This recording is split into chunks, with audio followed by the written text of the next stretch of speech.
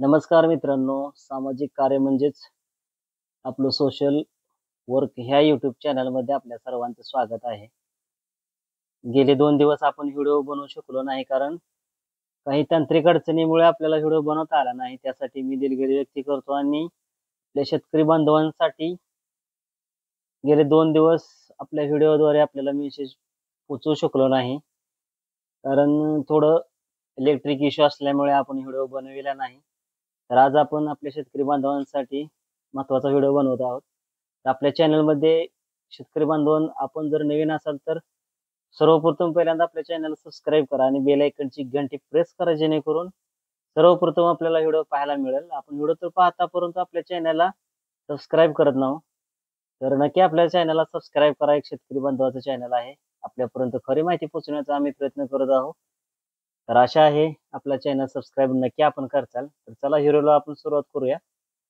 तर गेले काही दिवस मुसळधार ते अतिमुसळधार मुंबई, नागपूर, नाशिक, रत्नागिरी, रायगड, काही सोलापूरचा भाग, काही नाशिकचा भाग, काही नागपूर, वाशिम या भागामध्ये काही ठिकाणी जोरदार ते अतिजोरदार मुसळधार पूर परिस्थिती निर्माण झालेल्या असल्या अशा स्वरूपाचा पाऊस झालेला होता. आपण आपल्यापर्यंत माहिती ही पोहोचवलेली होती.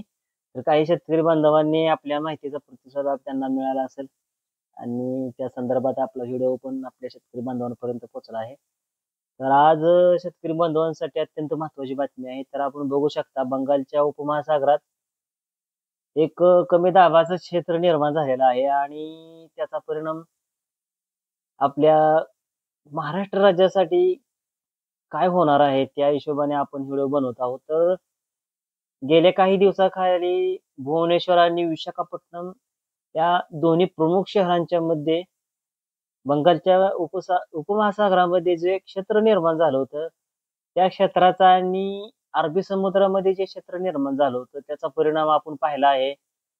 खूप असा मुसळधार ते अतिमुसळधार पूर परिस्थिती निर्माण होण्यासारखा पाऊस झालेला होता. तर आता जे क्षेत्र निर्माण झालेलं आहे ते क्षेत्र महाराष्ट्राच्या दिशेने आपल्याला पाहता येतंय की त्याचा परिणाम पुढील 1 ते 2 दिवसामध्ये आपल्याला पाहायला मिळणार आहे. आणि आपण त्या संदर्भात व्हिडिओ आपण वारंवार आपल्याला वेळेनुसार आपण व्हिडिओ बनवून आपल्यापर्यंत पाठवणार आहोतच. परंतु आपण बघू शकता भुवनेश्वर आणि विशाखापट्टणम ह्या समुद्र तटच्या कडाला जे क्षेत्र निर्माण झालेलं आहे ते क्षेत्र महाराष्ट्र आणि महाराष्ट्रालगतील काही राज्यांमध्ये त्याचं परिणाम होणार आहे पुढील काही दिवसांमध्ये, काही तासांमध्ये म्हणलं तरी चालेल.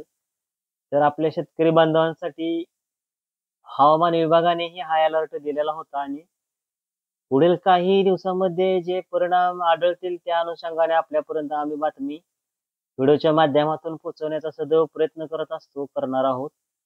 तर आपल्या शेतकरी बांधवांचं आता खूप नुकसान झालेलं आहे आणि पुढील काही दिवस अजून पावसाळा राहिलेला असून जे समुद्रामध्ये क्षेत्र कमी दाबाचं निर्माण होत आहे त्याचा परिणाम पुढील काही दिवसांमध्ये होणार आहे की नाही ह्याच्यावर आपण सतत व्हिडिओ बनवून आपल्यापर्यंत पोहोचवण्याचा प्रयत्न करत आहोत. परंतु आता सध्या स्थिती बंगालच्या उपमहासागरात आणि भुवनेश्वरच्या आणि विशाखापट्टणमच्या ज्या समुद्र तटाच्या कडाला जे क्षेत्र निर्माण झालेलं आहे तर आपण बघू शकता ते क्षेत्र सध्या स्थिती पाहता महाराष्ट्राच्या दिशेने येण्याचं असं संकेत दिसताना आपल्याला पाहायला मिळत आहे. तर त्याचा काय परिणाम आपल्या महाराष्ट्र राज्यातील काही जिल्ह्यांमध्ये, तालुक्यांमध्ये होऊ शकतो हे आपण पुढील भागामध्ये आपण आपल्याला भाग दुसरा बनवून आपण पाठवणार आहोत. तर सध्या स्थिती आपण ह्या बंगालच्या उपमहासागरात म्हणजे विशाखापट्टणम आणि भुवनेश्वरचा सागरी जो तट आहे त्या तटाच्या भुवनेश्वरच्या आणि विशाखापट्टणमच्या बंगालच्या उपमहासागरात हे क्षेत्र निर्माण झालेलं आहे आणि त्याचा प्रवाह जो आहे तो आपण बघू शकता हा महाराष्ट्राच्या दिशेने येताना पाहायला आपल्याला मिळतच आहे. तर सर्वप्रथम पहिल्यांदा हैदराबाद, तलाय आणि रायपूर या दिशेने जगतलापूर ह्या भागाकडून येताना आपल्याला पाहायला मिळत आहे.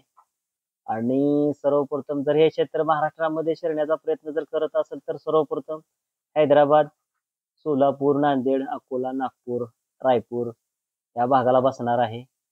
आणि बघूया आपण पुढच्या भागामध्ये की ह्याचं काय रुद्ररूप निर्माण होणार आहे आणि हा कोणत्या भागाने याचा प्रवाह राहणार आहे. तर आपल्या शेतकरी बांधवाच्या ह्या चॅनलला आपण नक्की सबस्क्राईब करा आणि बेल आयकनची घंटी प्रेस करा, जेणेकरून तुम्हाला अशा हवामान विभागाच्या सर्व माहिती सर्वप्रथम पाहायला मिळतील. तर आपल्या शेतकरी बांधवांच्या ह्या चॅनलला आपल्या सपोर्टची गरज आहे. एक शेतकरी बांधवाचं हे नवीन युट्यूब चॅनल आहे आणि आपण प्रतिसाद देताल अशी अपेक्षा करतो. तर पुढील माहितीसाठी आपल्या चॅनलला नक्की सबस्क्राईब करा, शेअर करा.